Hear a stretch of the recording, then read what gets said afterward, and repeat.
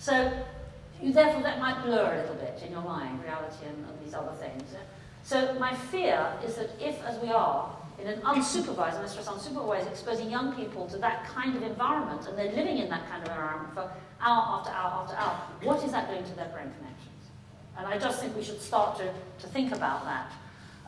Nonetheless, Such a World does have its apologists. Stephen Johnson, this is a beautifully written book, which I'd urge you to read. Everything is bad is good for you. He defends the screen. Why popular screen culture is making us smarter. And what he does is point to a very interesting fact, that IQ levels have risen dramatically over the last few decades. Here you have IQ scores in 1932, where in the non-PC terms of the Times, you can see the lower group were called intellectually deficient, and the upper group were called very superior. No one would dare say that nowadays. If you compare that with, there we are, and that was about just over 2% were equal numbers. 2% were very deficient and other very superior. Compare that to 1987, and now look at the shift, so that the number of people that are very superior, everyone here, of course, will be very superior anyway, but it's about a quarter of the population, 1 in 4 very superior. Now, what's happened here, this is called the Flynn effect, there's been a shift in IQ for everyone. And he argues, surely, this is because of the screen, because IQ tests put a premium on the very same things that gaming puts a premium on. Seeing connections, solving problems in the abstract. Notice, though, the problems, the solutions, the process in both cases lack any meaning. They are as abstract as possible. They're not predicated on a huge cultural knowledge or historical or economic, linguistic, whatever knowledge. It is much more the process that is being emphasized. And as he himself says, if you then look at how many Nobel Prize winners, how many brilliant symphonies, how many novels, you don't see the same comparable shift. You don't have 1 in 4 people now writing symphonies and so on. So there is still the issue that by saying screen culture is good, yes, it is good for IQs, but it's this very thing, it's process, not content. Whether we want a world, a generation where people are strong on process and poor on content, we have to decide as a society. If we don't like it, we have to think about ways we can do something about it. So this little girl is doing something that we all used to do, where she's using her, she's in 3 dimensions here, and she looks like she's using her imagination as we all did, where a box became a castle or a car. Yeah, and that amazing world. It's a bit like when you're reading a book, and the outside world is excluded because your imagination is the most powerful thing. I'm sure I'm preaching to Gertie on this one, imagination. It's a bit like when you read a book or when you listen to the radio. I remember when I first met John Humphreys. I felt let down when I saw what he looked like. And I actually said that, because you imagine, and you think, no, this can't be true, because my imagination is the real thing. And that's why everyone always says the book is better than the film, always, because your imagination is the best there is. So second-hand imagination, that is the screen, whether it's a cinema screen or a computer screen, somehow is a poor second-hand thing, literally, compared to what's going on inside your own head. Now, this division of people of the screen and people of the book was introduced very, I think, eloquently by this journalist Kevin Kelly, and this is what he said.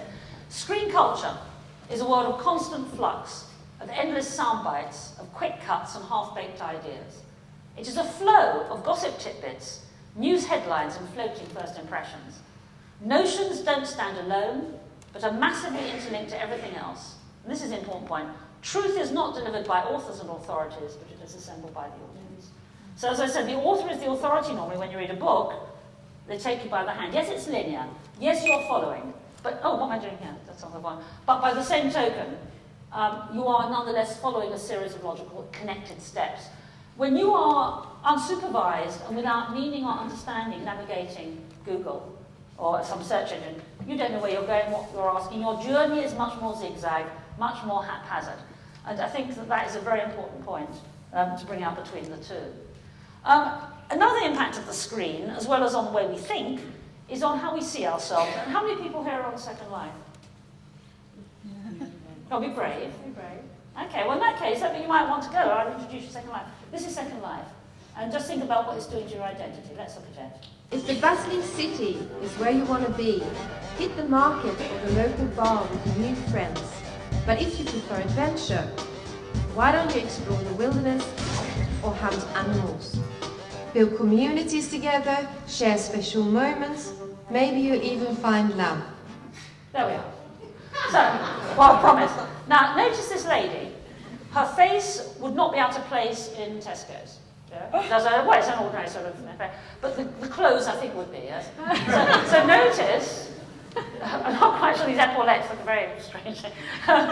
but hanging other coats on or something. But anyway, the whole point is, again, this interesting melange of something that is reassuringly normal with something that is not, something is exotic, which I find a very interesting issue. Perhaps people have views on this in the Q&A.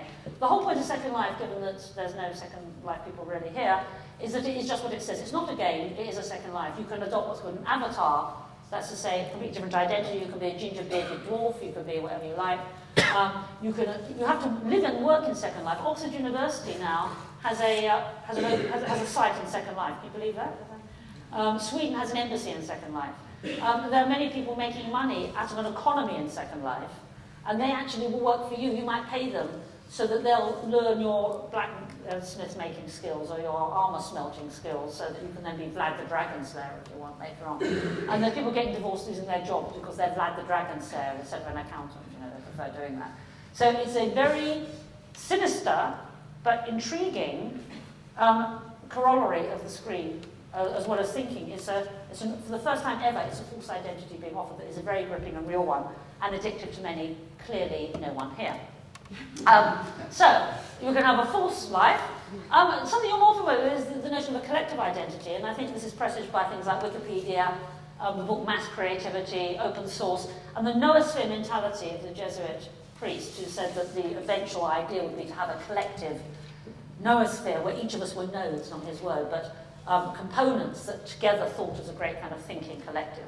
So this idea, people seem to enjoy, they like Wikipedia. People, amazingly, do seem to like to subsume their identity into a collective group sometimes. And then, of course, what we've been looking at is the node identity, the yuck and wow mentality, the hedonistic wow, and in whichever way it is. And these are three effects I think the screen will have on identity. If you're interested in this is what we work on in Oxford, and this is a plug for our website, so you might like to look at that if you're interested, because it's the kind of things that we're exploring. Okay, so that's the cyber world. The nano world is even more, whereas the cyber world is pervasive, this is invasive. Very briefly, nanotechnology is the engineering on a billion for the meter, so that you can have implants either in devices or in materials or even in your body that you wouldn't have had before. So these are some examples already in production, as you can see, of development. Imagine cleaning your teeth in the bathroom mirror and the toothbrush says to you, if you carry on like this, you'll lose all your teeth in 5 years' time, you've got gum disease. Somewhat sobered, you then urinate in the lavatory, and the lavatory pan speaks to you and says, you better get yourself checked out, you've got diabetes. Because it's analysed your urine flow. It makes you go into the bathroom, a whole new ballgame going into the bathroom. But the idea being that up until now we've assumed most things around us are inert, but in the words of another visionary, we'll soon have things that think. That is to say, everything will be smart and interactive. You can ask your sweater when the Battle of Hastings was, for example. Battle of Hastings. And so imagine living in a Google, where you're walking around and you're shifting visual to auditory, just asking things, and innate object will answer you back. Imagine what that would be like. What will that do to your mind, I wonder? Well, one example was in Newsweek. I wrote a book about this a while ago. There's another one coming out, by the way, in May. This is a great plug for my book called ID, about this very thing. But Newsweek ran something on the similar line of, are we seeing, as that picture I showed you, the rise and rise of the cyborg kid? This is from Ian Pearson at British Telecom, and his version of evolution, starting with Homo habilis, our ancestor that used tools, to the ancestor that stood up, then the Neanderthals that didn't last so very long, but died out in favour of Homo sapiens, that's us. All that took about 1.5 million years. And then he suggests we're getting into, look at this, I love this, Homo sapiens Ludditus, coming to a sticky end in favour of Homo machinus. Yeah, that picture I showed you. Now, of course, no one takes that seriously, and it's a laugh, not in 200 years, but this notion that we are becoming increasingly cyborg-like, possibly. You may be familiar with Kevin Warwick at Reading University, who embraces with huge enthusiasm the idea of being part man, part machine, and having this implant in his arm, and an implant in his wife's arm, and having a computer control them and things like this. I think this is the wife and connubial affection stretched to its absolute limit to have this done. But anyway, that's very poor physiology, incidentally, but that's another story.